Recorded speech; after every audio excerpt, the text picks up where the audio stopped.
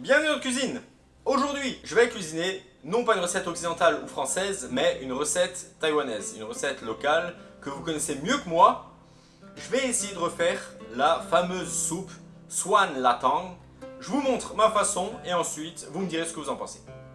Voici les ingrédients dont vous aurez besoin. Un des composants principaux que l'on appelle chai yu pian, des copeaux de bonite, donc du poisson fumé, séché, qui vont nous permettre de faire un fumet, les champignons qu'on appelle oreilles de Judas, des pousses de bambou qu'on coupera en lamelles, des carottes. On y mettra aussi du tofu, donc là vous choisissez ce que vous voulez. Là j'ai choisi tofu mou. Ensuite la recette de base se fait avec du porc, moi je préfère mettre du poulet que je vais couper de la même façon en fines lamelles.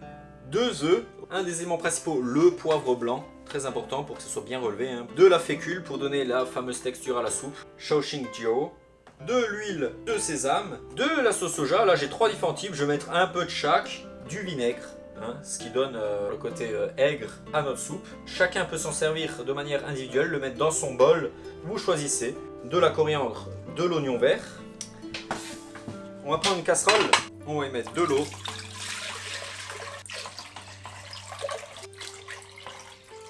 3 litres. On va porter à ébullition. Je commence par éplucher les carottes. Je coupe des tranches à peu près identiques, donc 1,5 mm d'épaisseur, comme ceci. On va couper en bâtonnets. Donc, voilà, des bâtonnets comme ça, donc c'est un peu plus épais qu'une julienne en fait.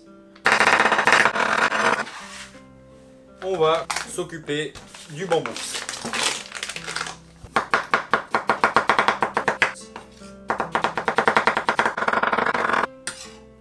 Le second, je vais le couper aussi. Ensuite, on va couper les champignons. Je vais les couper en lamelles, comme ça. Voilà, les 3 litres d'eau sont arrivés à ébullition. J'ajoute les copeaux de bonite séchés. Je vais tout mettre, 110 grammes. Je vais laisser bouillir tranquillement 15-20 minutes. Je vais couper un petit peu de coriandre et un peu d'oignon vert. On va alors couper le poulet. Donc je vais simplement couper ma poitrine de poulet comme ça en deux.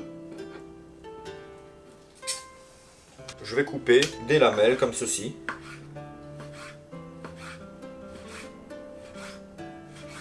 Donc à peu près de cette taille quoi.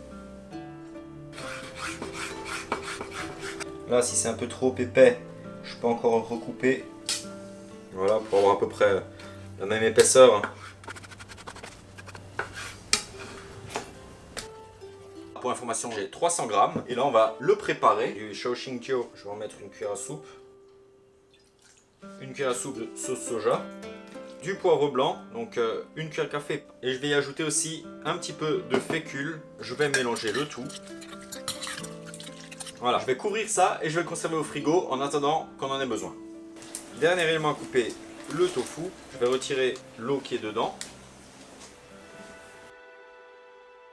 Je vais simplement couper des tranches, voilà, d'un demi-centimètre environ. Et là, je vais couper des bâtonnets.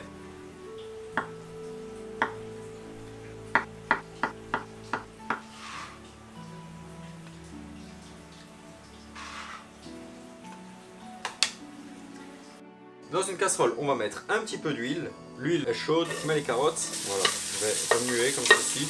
Je vais laisser revenir un peu tranquillement. Je vais alors rajouter le bambou. Je vais ajouter les champignons aussi, hein. Je mélange, je laisse revenir ça encore 2 minutes. Je vais saler. 2 pincées. Je vais mettre une cuillère à soupe de sucre. Le Shaoxing Jiao. Je vais en mettre une bonne cuillère comme ça là. Une deuxième. Là, je vais mettre pas mal de sauce soja. Je vous montre des quantités comme ça, mais il est possible que je rajoute plus tard.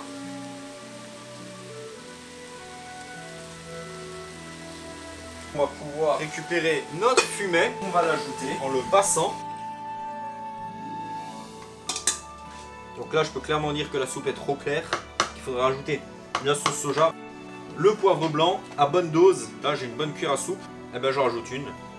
Et une troisième. Et bien sûr, il n'est jamais trop tard pour rectifier. Donc je vois que là, il y a peu de liquide par rapport à la quantité de garniture déjà à l'intérieur. Donc ce que j'ai fait, c'est que j'ai remis 1 litre avec les copeaux de bonite. Voilà pourquoi l'eau elle est un peu jaune comme ça. Je vais l'ajouter. Et 1/5 litre. Donc au total, on en avait 3 au début. Je vais remettre une pincée de sucre, une 4e cuillère de poivre blanc. Et je vais remettre une bonne cuillère de sauce soja. C'est au feeling aujourd'hui. C'est pas une recette que je mesure gramme par gramme. Je porte à ébullition. Je vais ajouter le poulet. Je vais goûter le tofu. Je vais l'ajouter. Je vais mélanger délicatement. Et là, on veut donner la texture particulière de cette soupe en ajoutant de la fécule. Cette fécule, je vais la délayer dans de l'eau avant de l'ajouter. Je ne vais pas l'ajouter directement à la soupe. Donc là, pareil, ça va être au feeling. 4 cuillères à café de fécule que je vais délayer dans un tout petit peu d'eau. Bien sûr, je vais remuer avec un fouet. Je vais verser donc dans ma soupe et mélanger.